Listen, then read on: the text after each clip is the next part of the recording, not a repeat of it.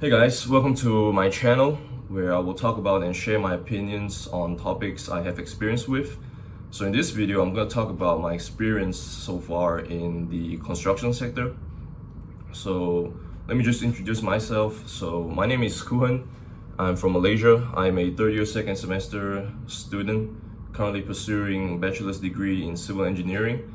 And I'm currently carrying out my internship program at a multinational construction company in my country. So it's my third week here and I have about 7 more months to go. So one of the reasons why I joined construction, or why I wanted to try construction, is because of my passion for houses. So as a kid, I really liked houses and how they were built. I really liked infrastructure, how they are able to support themselves. So yeah, before I start the video, I just want to give out a quick disclaimer that everything that I say in this video are just my opinions and my thoughts. They are not concrete facts. I'm just sharing my opinions based on my experience so far. So I do not speak for the entire construction sector. I'm not trying to promote anything. I'm not trying to bullshit you. I'm not going to be biased. Alright. So in this video, there are going to be 4 parts. Really simple, really direct. I'm not really going to be technical about it. So I'm just going to provide an overall explanation of the construction world. And then I'm going to talk about the pros and cons. And lastly, what are my opinions on that? Alright, so by taking a look at the diagram over here, you can pretty much get the picture of how the construction world works. So at the very top, you're going to have your client or clients. Basically, they are the boss of the entire project. So the client mostly consists of business corporations or business groups or business organizations. And they're going to be like, hey, I want to build this shit. I want to build a fucking castle. I want to build a fucking hospital and whatever.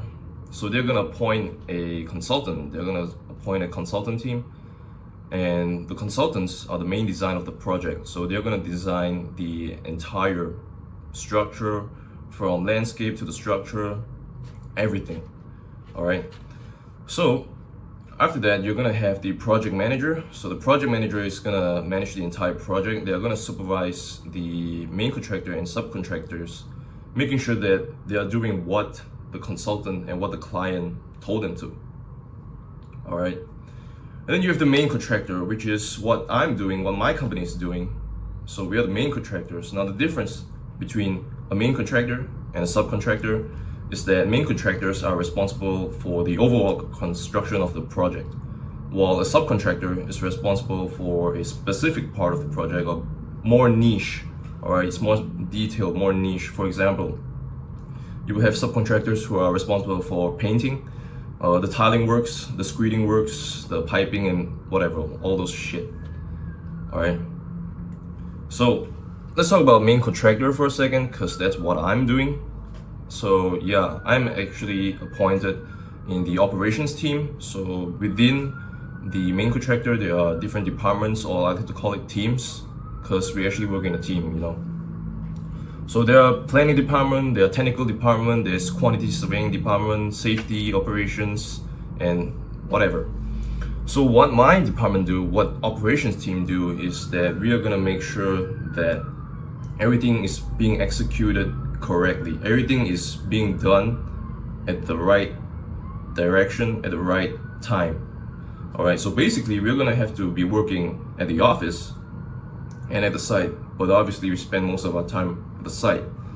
All right, so currently for my project, the 2 office towers and the university, we are actually approaching the completion phase.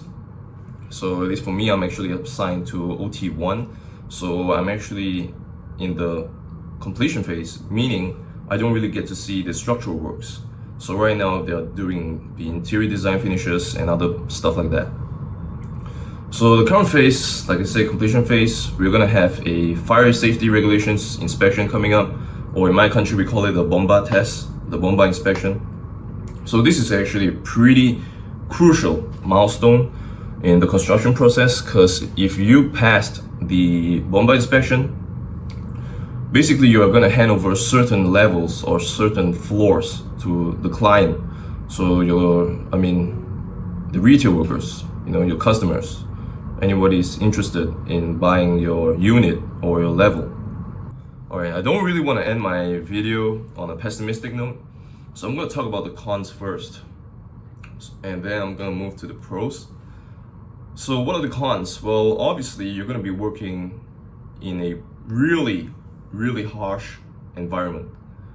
So you're going to be working under the sun, you're going to be working on site, that's full of dust, full of shitty smell. You're going to smell the scent of piss, shit, paint, whatever. That's actually pretty unhealthy. Alright. In terms of job scope, for my operations team, it's actually pretty boring because it's pretty repetitive and redundant. Every single day you're going to be doing the same thing, which is ticking a checklist, making sure that everyone's doing their job correctly, and yeah, you're just going to be doing the same thing over and over again. I find that pretty boring.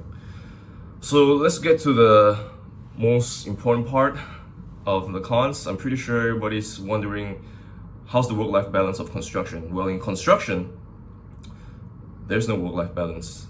To say that you have a poor work-life balance is an understatement, because basically you won't have a life. Alright, you can actually search up Google, does construction have a work-life balance, have good work-life balance, and what you're gonna get is no. You don't have a work-life balance. You don't have a life at all. And I'm gonna tell you why, and that's because of the system itself. So what most people don't know about construction is that construction is going on 24/7. It doesn't stop. It doesn't stop on weekends. It doesn't stop on public holidays. It doesn't even stop at night. Alright? So we are actually required to work every single day during the worst case scenario. So for me, as an intern, I'm actually required to work 2 Saturdays in a month. So yeah, that's actually pretty interesting when I first learned about that. And you're gonna have insane overtimes, alright? Overtimes. I've seen staff working until 8 at night, 9 o'clock, 12 o'clock, even 3 in the morning. And that's how construction is. You have fucking crazy overtimes, alright? And another reason for that, another reason for a poor work-life balance is due to the client's side. So as my supervisor explained to me, it's because of cost and culture. So from the client's perspective, you're gonna want to get the maximum revenue or profit with a minimum cost, right? So they have really unrealistic expectations on the cost and the deadline of the project because they don't really understand how it's done. Another harsh truth about construction is that delays often happen. In most projects, delays are gonna happen because at the end of the day, we are only human, right? And humans make mistakes. So once the subcontractors make a mistake, they're gonna slowly stack up. And once the mistakes pile up, you're gonna have a lot of shit to deal with. And once you gotta deal with the shit, what you're gonna sacrifice? You're gonna sacrifice your manpower, you're gonna sacrifice your cost, and you're gonna sacrifice your time. So yeah, it's pretty brutal out there. So key takeaway about the cons about construction is that at the end of the day, when you're going home, when you get off work, you're gonna be physically and mentally wrecked. You're gonna be absolutely destroyed. You're gonna get fucked. Alright? And I'm not gonna sugarcoat this. I may be destroying your dreams, but I'm just trying to be completely honest with you, because that's how I felt. You're gonna be physically and mentally fucked. Alright, what are the pros in the construction sector? Basically, work culture. Construction sectors have pretty good work culture. Again, it really depends on your office and on your site, all right, and on the team that you're working with. But yeah, everybody's gonna be working as a team. Everybody's helping each other out. Nobody's gonna sabotage you. Nobody's gonna try to fuck you over, because if they do, then the project won't really get completed. You know what I'm saying? So everybody's super nice. Everybody's helping each other out. One thing that I realized is that in the office, there wouldn't be a single moment where there's gonna be a dead silent, you know? The office is never gonna be quiet, the office is never gonna be silent. You will hear people laughing, you will hear people talking on phones, you will hear people arguing, you will hear people talking very loudly. So it's actually a pretty lively environment, and I actually kind of like that. All right. So one thing that I realized about construction sector is that they have overtime allowances. Unlike other companies that my friends did their interns at, they don't really provide overtime allowances. So yeah, I guess that's kind of a good point for me. And another benefit that I actually just realized a few days ago is that staffs at my company, at least, they actually get to buy shares, the company's shares, at a lower price for a certain amount of it. So yeah, it's pretty chill environment, at least at the office. Nobody really gives a fuck about you as long as you're not being a burden. You know, you can do whatever the fuck you want. You can have a good time. You can sleep or whatever, as long as you're doing your job correctly. All right, so we're done with the pros and cons of the construction sector. So what are my thoughts on the construction sector? Well, basically, everything that you learn in uni is going to be thrown out of the window. All right, you won't really be using any of your engineering knowledge on site. Sure, you can relate it back to what you have learned in uni, what you have learned in your courses and stuff like that. But in order to apply it directly, no, not gonna happen. Because what you gotta understand about construction is that it's more like a managing role. You're there to manage people. You're there to manage the sequence of work. All right. So I'm gonna tell you what you're gonna be good at or what you're gonna be using for construction. So the first thing is time management. You're gonna be really good at time management because you're gonna have to balance your so-called work life. Stress management. Ironically, I always thought that stress management was bullshit because yeah, you're gonna be really good at stress management. You're gonna be really physically and mentally wrecked that you're gonna be pissed the whole day. Effective communication. So you gotta learn how to communicate with different people, with all the people that you're working with, your managers, your supervisors, your subcontractors, and the skilled workers who are often foreigners, you know, from Pakistan, Bangladesh, and Indonesia. Emotional intelligence. You gotta be really good at controlling your emotions. You know, you can't really scold any of the skilled workers that are working for you. Otherwise, they won't really do their job. All right.